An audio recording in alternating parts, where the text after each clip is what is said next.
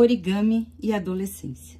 O primeiro contato que eu tive com origami foi em 1994, no magistério, no Colégio Normal Estadual Professor Henrique da Silva Fontes, em Rio do Sul, nas aulas de matemática com a professora Márcia, que nos trouxe essa técnica e eu levei para minha vida profissional com minhas crianças. Após o acidente, foi o origami que me reconectou com minhas amigas e que fez com que eu voltasse a interagir com as pessoas novamente. Mas, Karen, cego faz origami? Gente, cego faz o que ele quiser. Nosso grupo foi batizado de Dobraduras com Carinho, com K de Karen, e chegamos a fazer origami em tecido nas camisetas, puro luxo. Aleph, meu filho, me ensinou a dobrar tissurus, mas isso é uma história para depois. Vinca bem esse origami e junta pontinha com pontinha. Minha adolescência foi marcada por muita musicalidade, gincanas, conversas, chegadas e partidas.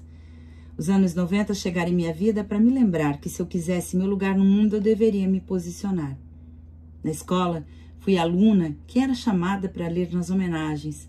Algumas vezes fui líder da turma e ganhei na 7ª série um concurso de redação com prêmio em dinheiro. Em casa, eu e minha irmã caçula estávamos morando com meus pais. Meus irmãos mais velhos já haviam seguido seus destinos, com todos indo morar fora de casa. Por isso, o vínculo tornou-se mais forte entre mim e minha irmã caçula. Dividíamos o mesmo quarto. Confidenciávamos as descobertas da adolescência e assim nos fortalecemos. Minha irmã aprendeu a tocar violão e passávamos horas e horas cantando. Nessa época, não tínhamos acesso à internet, muito menos a computador. Minha irmã, por intermédio de um professor de nossa escola, teve acesso a algumas revistinhas de violão com cifras de música, aquelas encontradas em bancas. Ela copiou à mão todas as cifras, pois fazer fotocópia para nossa realidade era inviável. Customizamos nossos cadernos, recortando várias figuras de revistas usadas e fazíamos colagem nas capas, pois não tínhamos e não poderíamos ter um caderno com o rosto dos galãs da Tilibra. Assim, começamos a criar uma tendência a partir da dificuldade que enfrentávamos. Todas as garotas descoladas da minha turma tinham a mochila da hora.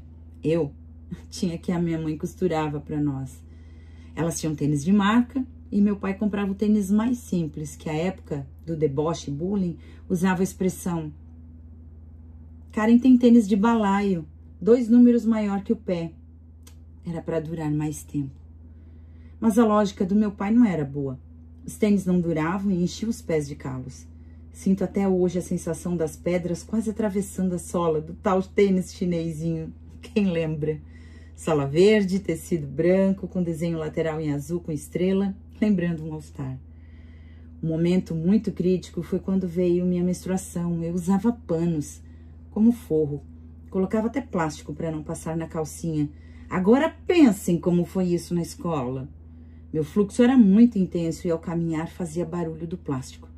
Certo dia em aula eu pedi para ir ao banheiro. Levantei-me apressada e um garoto da minha sala falou: ela vai trocar fralda porque ela usa calça plástica. Todos riram, eu ri também, mas ao chegar no banheiro eu chorei compulsivamente. Me senti ofendida, humilhada. Mas lavei meu rosto e retornei para a sala. E ao chegar em casa, falei para o meu pai: pai, ou você compra absorventes ou eu e minha irmã não vamos mais para aula. Precisamos de desodorantes, shampoo, condicionadores. Eu falei o que tinha acontecido e outros relatos piores que já havia passado na escola.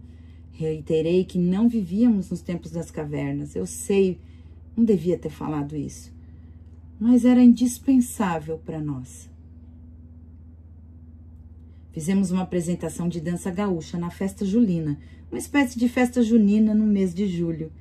Toda a indumentária foi emprestada. Foi muito divertido. Convivemos desde sempre com a música gaúcha e tempos depois fizemos um curso também. Com formatura. Foi a única vez que lembro de ter ido a uma festa pública em minha adolescência. Antes disso, minha vida não teve nenhum fato extraordinário. Durante a época da escola, não tive nenhum colega de turma com deficiência visual, por exemplo. A época do ginasial, era assim que se chamava, Um rapaz que nasceu prematuro e teve paralisia cerebral com sequelas motoras com mobilidade reduzida, foi o único colega com deficiência com quem eu tive contato. Nessa época, eu ouvia com atenção seus relatos, eu me sensibilizava, mas eu não fazia ideia de como ele se sentia e vivia. Um momento muito triste aconteceu no final do ginásio. A melhor amiga da minha irmã perdeu sua vida em um acidente com sua família. Eles estavam indo à praia. Muitos sonhos se perderam. Mesmo morando na mesma cidade, infelizmente, não ficamos sabendo do velório a tempo. Somente na missa de 7º dia. Abriu-se uma lacuna. Não vivemos o luto. Vi minha irmã perder o brilho no olhar. Elas eram melhores amigas, sabe? Elas tinham sonhos. Não havíamos perdido até então ninguém da nossa família, a não ser nossos avós quando éramos muito pequenas ou nem havíamos nascido. A falta da pessoa, da presença física que agora não era mais possível tocar, a dificuldade de tratarmos sobre o assunto, de lidar com a perda. O início das aulas naquele ano foi diferente. A alegria do reencontro deu espaço às lembranças da amiga que não voltaria.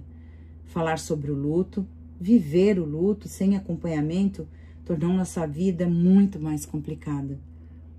Fizemos em abril uma festa de 15 anos surpresa para minha irmã.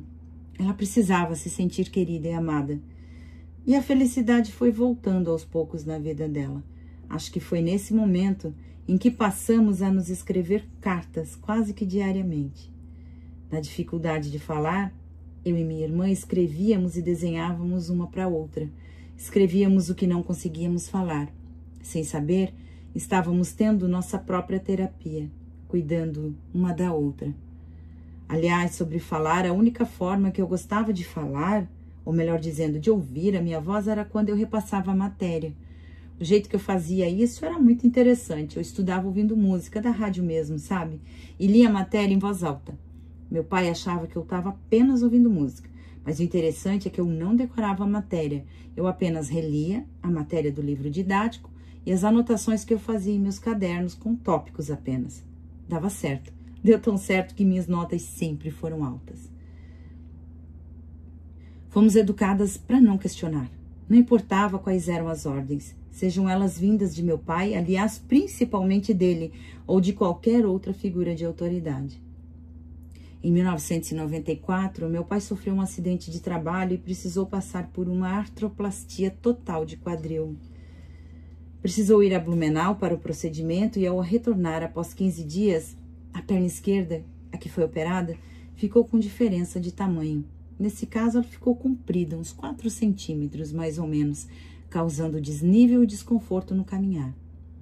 A solução seria passar por nova cirurgia para acertar o comprimento da perna ou usar um ressalto nos sapatos com auxílio de uma bengala canadense. Aquela que o punho é articulável, é onde a gente pode levantar o braço e o punho fica preso. Mesmo com o apoio dessa muleta, meu pai teve claudicação ao andar. Isso, evidentemente, lhe deixou contrariado, descontente, e ao passar por perícias médicas, ele foi aposentado por invalidez. A aceitação da sua condição foi dolorosa e desafiadora para mim, minha irmã e minha mãe. A agressividade no vocabulário de meu pai se exacerbou. E em seus acessos de raiva, ele atirava vários objetos na parede.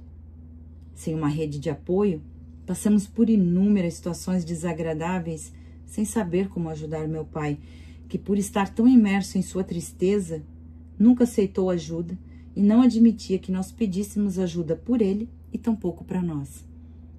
Passamos por meses muito difíceis. Do momento do acidente até o recebimento do benefício do INSS, passaram-se mais de 90 dias. Lembro que foi um período muito desafiador com comida. Morávamos em casa própria, mas as contas de água e luz por pouco não foram interrompidas. Meu pai proibia nossa mãe, minha irmã e eu de pedirmos ajuda. Ele falava que ninguém deveria saber das nossas coisas, das nossas fraquezas. Tínhamos uma vizinha muito gentil e amada, que cuidava quando minha mãe vinha para frente do quintal e a convidava para, durante as tardes, tomar chimarrão na casa dela. Ela sempre fazia pipoca e fazia café da tarde com pão e bolo para nós. Tem ajuda que não parece ajuda. Tem ajuda que tem cheirinho de café e é quentinho como um abraço. Ao ingressar para o 2º grau, hoje ensino médio, no 1º e 2º ano, eu estudei na educação geral. Foi a única opção naquele momento. Nunca me vi trabalhando no comércio. Então, decidi que era hora de ingressar no magistério. Porém, as aulas do magistério eram à noite e eu estudava pela manhã. Para não desagradar meu pai, sim, eu fiz isso. No período matutino, eu cursava o 3º ano educação geral e à noite, 3º ano magistério. E foi aí que eu percebi que eu estava no lugar certo, mas na turma errada. O magistério sempre foi o meu sonho, minha vocação. As aulas de didática, todas as leituras, ali sempre foi o meu lugar. Eu estava realizada. No ensino da educação geral, a leitura era ampla, não havia discussão, por isso eu achava estar no lugar errado. No magistério, eu aprendi como ser professora, como a didática, as possibilidades de ser e estar no mundo fazendo a diferença na vida das crianças que passariam por mim e por minha sala de aula e poderiam se tornar reais.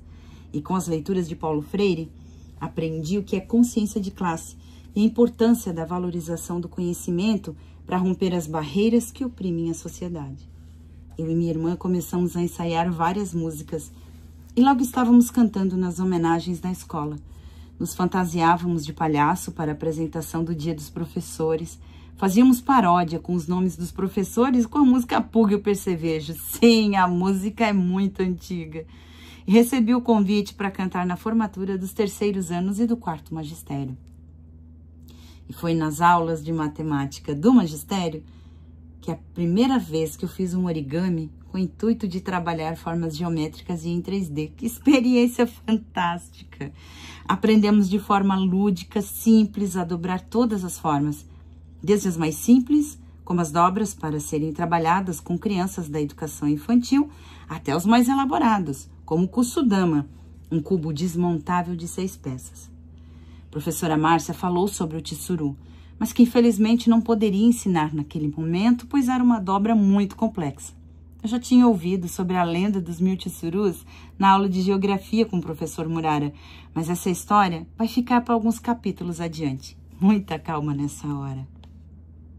Aprendemos naquele dia como iniciar a dobra de uma folha retangular que se torna um quadrado repleto de dobras e pontas para serem encaixadas, até se formar e transformar num cubo em 3 dimensões. Meus olhos brilharam. Eu vi minha professora fazer mágica, transformar folhas de papel em arte. E foi esse tipo de magia e de alegria que eu gostaria de proporcionar para meus futuros aprendizes. E nunca mais esqueci como fazer origami. Levei para minha vida. Vale a lembrança de que criamos a equipe Os Últimos. De Os Últimos serão os primeiros. Nossa cor era vermelha, a estampa era branca de um bonequinho que segurava com as mãos para cima a faixa com o nome da nossa equipe. Cantei em algumas apresentações das festas julinas. Surgiu o convite para que eu integrasse um conjunto de baile comum lá para Santa Catarina, que obviamente meu pai não deixou, por eu não ter maioridade, e eu nunca pude cantar profissionalmente. Havia apresentações de patinação artística em nossa escola. Nossa, foi a coisa mais linda que eu pude presenciar. Os brilhos nos colãs e os patins também combinando, cheio de brilhos. As coreografias, o brilho, o ritmo, tudo era tão intenso e maravilhoso que eu queria também. Falei para minha mãe que eu gostaria de participar e a resposta foi: tu sabe que teu pai não vai deixar. A formatura chegou e junto com uma colega da turma do magistério que estava se formando, cantamos na cerimônia. Uma das músicas escolhidas foi Amigo de Fé, de Antônio Cardoso. E um trecho muito significativo fala o seguinte: quem conheceu um amigo jamais morrerá, pois os amigos são um pedaço do céu. É como ser uma flor no quintal, desapegada do chão floresceu. Quem conheceu um amigo, descobriu o seu Deus.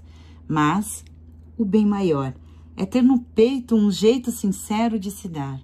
É deixar o coração se abrir direito do jeito que alguém precisar. A sensação de estar em um palco, cantar para aquelas pessoas era muito familiar para mim. O frio na barriga acontecia minutos antes, mas lá em cima, Vendo todas aquelas pessoas, era algo muito natural. A irmã mais velha da menina que havia feito a passagem, que aliás tinha minha idade, estava se formando na ocasião. Como não se emocionar? O repertório foi escolhido por mim e pela colega que era formanda. Uma canção muito significativa. A emoção tomou conta do lugar. Para jovens que gostavam de cantar e não eram profissionais, cumprimos o nosso objetivo. Fui convidada para o baile de formatura do magistério. O salão estava impecável, as formandas tiravam fotos com sua turma, com seus familiares. Sonhei em um dia poder ter uma festa de formatura que se concretizaria só na faculdade, pois no magistério eu não pude fazer, por eu estudar em 2 períodos, não trabalhar e meu pai já estar aposentado e ser o único provedor da casa. Eu, a Karen adolescente que já se preparava para alçar voos mais altos, cheia de ideais e sedenta por conhecimento, sabia o que queria, ser professora. E assim, ao completar 18 anos, fui em busca do que à época achei que seria o certo para minha vida. Repertórios do Legião Urbana e com a trilha sonora de Renato Russo em italiano, fui me apresentando e buscando seguir meu sonho. La Solitudine foi uma das músicas que mais cantei. Meu professor de história me acompanhava no violão e foi ele quem me falou da instituição em que ele iria trabalhar como professor universitário e que eu poderia fazer pedagogia. Renunciei a alguns sonhos para idealizar o sonho de outras pessoas, mas não me arrependo das escolhas que fiz. E segui, enfrentando a vida adulta, acreditando que sou o futuro da nação, tal qual a letra de Geração Coca-Cola. Assim como no trecho da música, quase sem querer, eu segui para a vida adulta, sabendo que mentir para si mesmo é sempre a pior mentira. Fica bonito ouvir, mas na realidade, muitas vezes, a frustração do outro passa a ser a nossa realidade. E você está tão imerso no problema que não consegue ver de forma diferente. E a vida passa. E só se empurra para debaixo do tapete. Todos os seus sonhos, seus desejos e as suas aspirações ficam adormecidas. E você? O que deixou adormecido? Que sonho seu ficou para trás? O que você queria fazer novamente, se tivesse oportunidade?